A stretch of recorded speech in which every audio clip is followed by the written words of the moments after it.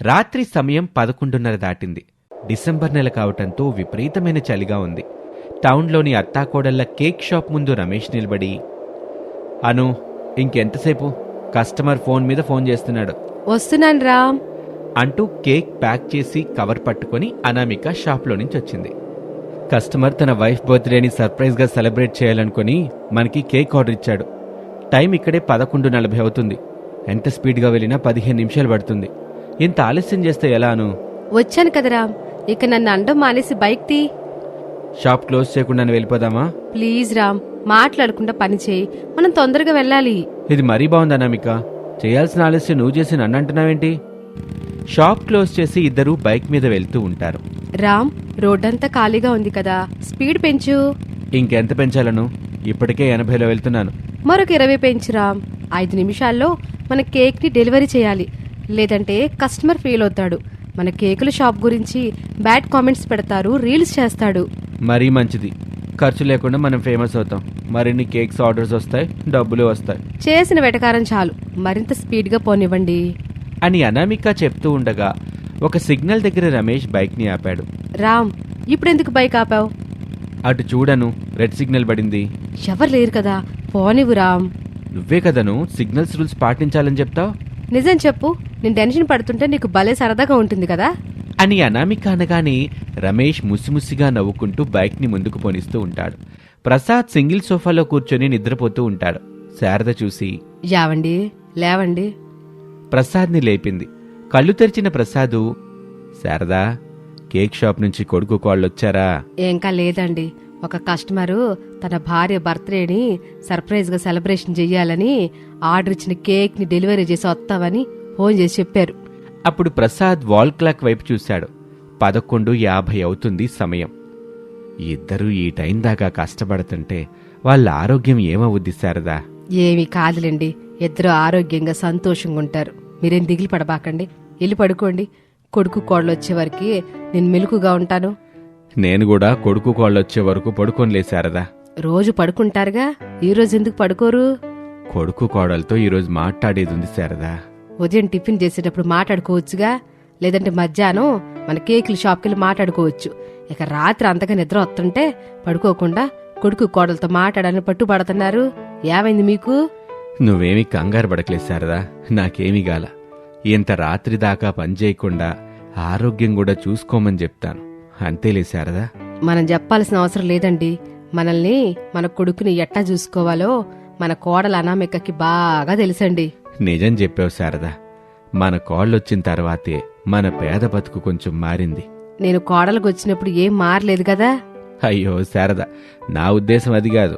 నువ్వు కోడలుగా వచ్చినప్పుడు కూడా మన బతుకు మారింది, కానీ ఇంత మార్పు రాలేదు కదా శారదా.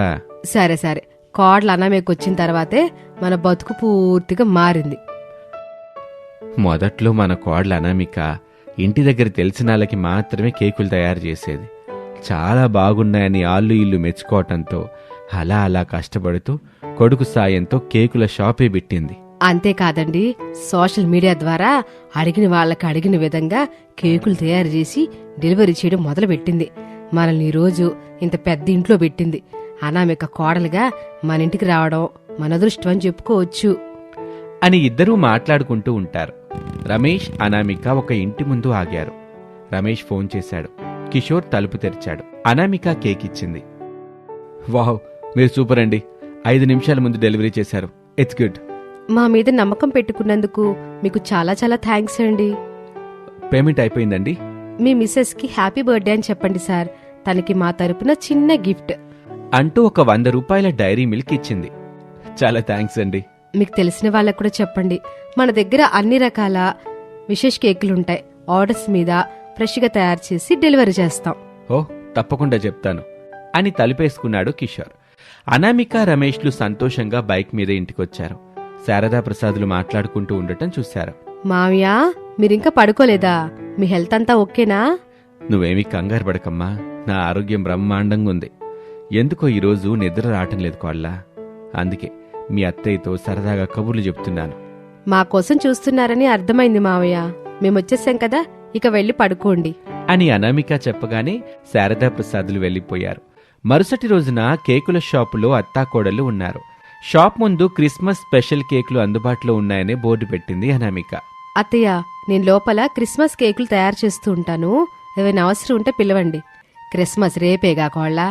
అవునత్తయ్య, నేను వెళ్ళి కేకులు తయారు చేస్తూ ఉంటాను. ఎన్ని రకాల కేకులు చేస్తావా అనామిక? అత్తయ్య, క్రిస్మస్ పండగ కేకులు, plum cake, dry fruit cake, cheesecake, black forest cake, red velvet cake, millet cake, అలాగే పైనాపిల్ కేక్, ఇలా చాలా ఉంటాయి కదా, అవన్నీ చేస్తాను. ఇప్పుడు అన్ని తయారు చేస్తావా కోళ్ళ? అవునత్తయ్య, ఇవి క్రిస్మస్ సంబరాలకి ప్రత్యేక ఆకర్షణగా ఆర్డర్స్ ఇచ్చి మరీ చేపించుకుంటూ ఉంటారు. ఇప్పటికే ఆయనకి చాలా ఫోన్లు వచ్చుంటాయి. నేను వెళ్ళి కేకులు పంచూస్తాను అని అనామిక చెప్తూ ఉండగా రమేష్ బైక్ మీద షాప్ దగ్గరికి వచ్చాడు. కేక్ ని టైంకి డెలివరీ చేశారు కదా? చేశాననామిక. నువ్వు ఒకసారి మన వాట్సాప్ గ్రూప్ ఓపెన్ చేసి చూడు. ఏమైందండి? ఏమైందేంటి, క్రిస్మస్ కేకులు కావాలని చాలా ఆర్డర్స్ వచ్చాయి. అన్నింటికీ డెలివరీ చేస్తామో లేదో ఒకసారి చూసి చెప్తే వాళ్ళు మరొక చోట ఆర్డర్ ఇచ్చుకుంటారుగా అని సెల్ ఫోన్ని అనామికకి ఇచ్చాడు. అనామిక సెల్ ఫోన్లో చూసి, వామ్మో, ఏంటండి ఇది? ఒక్కరోజు ఇన్ని క్రిస్మస్ కేకుల్ని నేను తయారు చేయడం సాధ్యం కాదు. మీరు డెలివరీ కూడా చేయలేరు. ఎట్టాగంటే ఎట్టాకోళ్ళ, మన మీద నమ్మకంతో మనకు ఆర్డర్స్ ఇస్తున్నారుగా. అత్తయ్య, ఆర్డర్ ఇవ్వడం ఈజీయే, క్రిస్మస్ కేకులు తయారు చేయడమే కష్టం. అట్ట డేలా పడిపోతే ఎట్టా చెప్పు? నేను మీ మామయ్య ఉన్నాం కదా, ఎట్టా చేయలు చెప్పు, ఇద్దరం తయారు చేస్తాం. అత్తయ్య, ఫ్రూట్ కేక్ ని డ్రై ఫ్రూట్స్, నట్స్, సుగంధ ద్రవ్యాలతో రుచికరంగా తయారు చేయాలి. అట్ట చెప్తే ఎట్టా అర్థమైంది కోళ్ళ? ఏవేవి అంతే అంతే చెయ్యాలో చెప్తే అట్ట చేస్తాను గాని నువ్విట్ట చెప్తే నేను చేయలేను. అత్తయ్య, ఒక కేక్కి అలా అంటే బ్లాక్ ఫారెస్ట్ కేక్ ని చాక్లెట్, చెర్రీలతో అలంకరించి చాలా టేస్టీగా చేయాలి. ఇక రెడ్ వెల్వెట్ కేక్ ని ఎర్రటి రంగుతో క్రీమ్ చీజ్ ఫ్రాస్టింగ్ తో చెయ్యాలి. అలాగే chocolate cake rich chocolate flavour తో ఉండేలా చెయ్యాలి. కొబ్బరి కేక్ అయితే అని అనామిక చెప్పబోతూ ఉండగా శారద అడ్డుకొని, కాళ్ళ, అసలే క్రిస్మస్ కేకులు, నేనే చిన్న తప్పు చేసినా రుచి మారిపోద్ది. అందుకని తయారు చేయడంలో నేను జోక్యం చేసుకోనమ్మా. అదంతా నువ్వే చూసుకో. నేను షాప్లో ఉంటాను.